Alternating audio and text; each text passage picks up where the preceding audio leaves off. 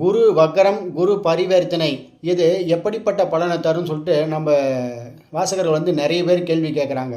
ஒன்றுமே இல்லைங்க. குரு பரிவர்த்தனை, குரு வக்கரம் இந்த மாதிரி ஜாதகர் இல்லைன்னா குரு விளிம்பில் இருப்பார். அதாவது கடகத்தில் 1 டிகிரியில் இருக்கார், இல்லை மகரத்தில் 1 டிகிரியில் இருக்கார், இல்லை 29 டிகிரியில் இருக்கார், 30 டிகிரியில் இருக்கார் அப்படின்னு சொல்லுவோம்ல.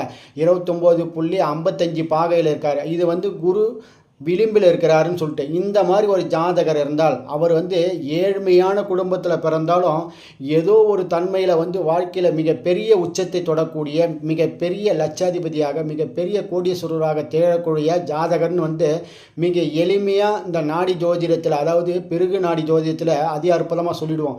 அது எப்பொழுது நடக்கும்ன்றது உங்களுடைய கோச்சார கிரகங்கள் எடுத்து சொல்லணும். குருவோ ராகுவோ சனியோ கேதுவோ இந்த 4 கிரகங்கள் உங்களுடைய கோச்சாரத்தில் வரும் பட்சத்தில் அப்பொழுது அது நடக்கும்ன்றதை கட்டாயமாக எடுத்து துல்லியமாக சொல்லிடும்.